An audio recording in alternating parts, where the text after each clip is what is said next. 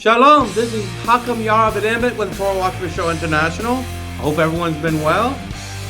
I have another exciting topic of interest video short.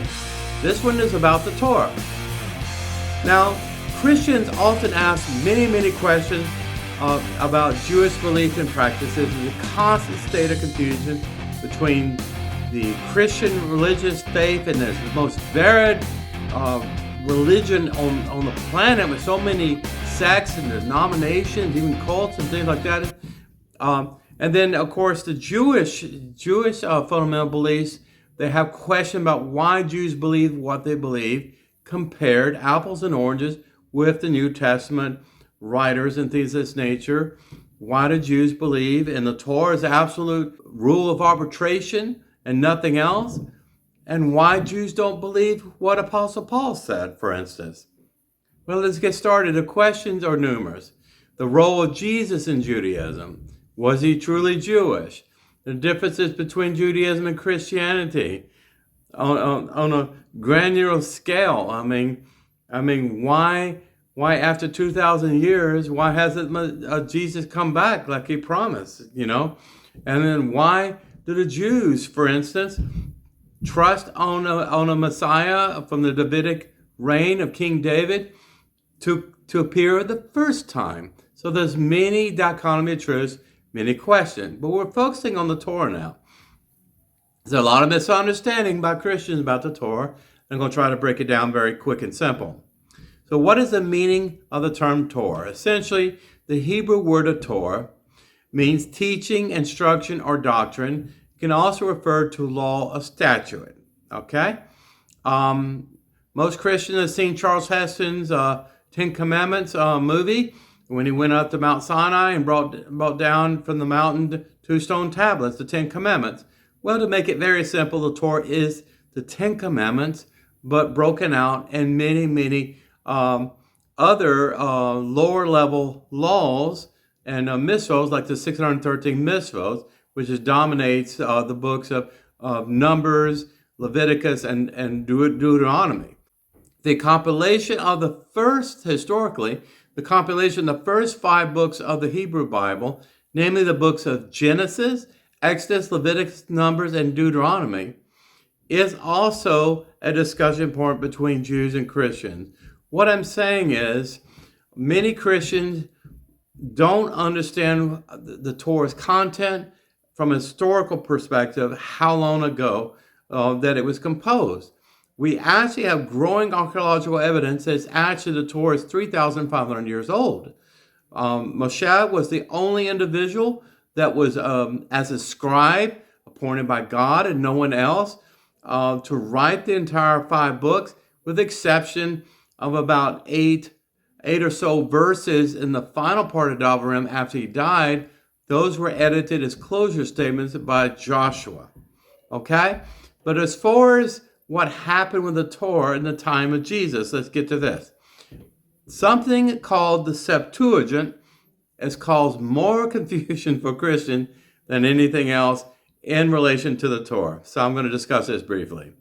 All biblical scholars today agree that the first 5 books of the Hebrew Bible were translated for the first time ever from biblical Hebrew without Masoretic text into Koine Greek, okay, by Jews living in the Ptolemaic kingdom of Egypt, centered on the large community in Alexandria, okay? There were a large Jewish community there in Egypt at that time, probably in the early or middle part of the 3rd century before Common Era.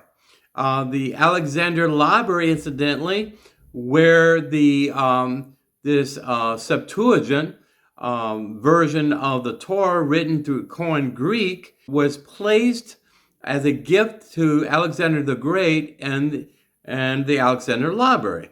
But it was burned down approximately 48 BCE by Roman Emperor Julius Caesar when his ships invaded Egypt. That was the last pharaoh that was there, invaded that whole area in the Levant and began his invasion campaign over all of Judea.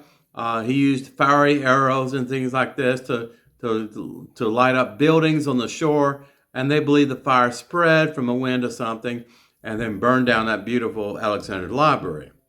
Where I'm going is Septuagint actually means 70 or 72. There were literally 72 scribes of the Torah that worked in different areas of Egypt at that time, for the first time ever to translate the ancient tongue of Hebrew to Koine Greek, which was the normative language in that area at that time. And they wanted to give a gift to Alexander the Great for not destroying Judea when he came there, before, in the very beginning. That we're talking about a time after Alexander the Great, what happened to Septuagint.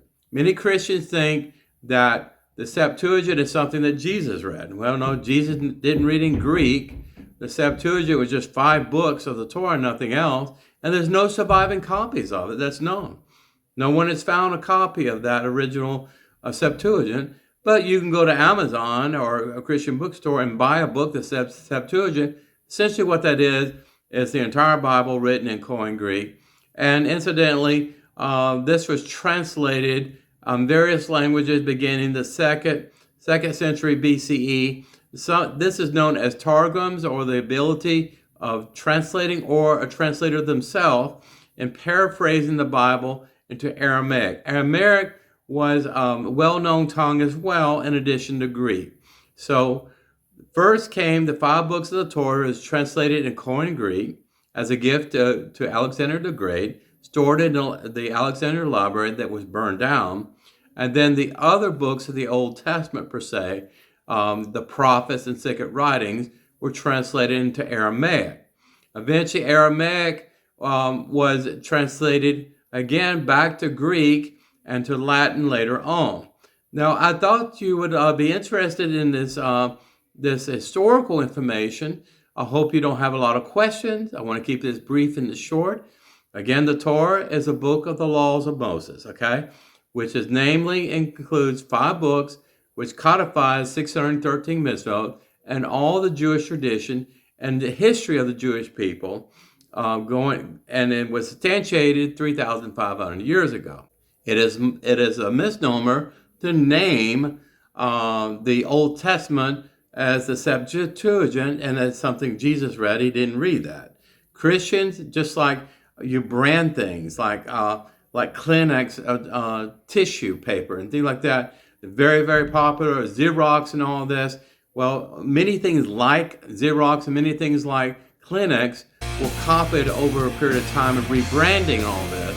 Unfortunately, Christians stuck to the word Septuagint to refer to the Bible, which includes all of the Jewish Bible or the Tanakh, and that's a misnomer and is wrong and incorrect. Well, I hope you enjoyed this. This is Hakam Yara ben-Emmett signing out until next time. God bless you. Take care.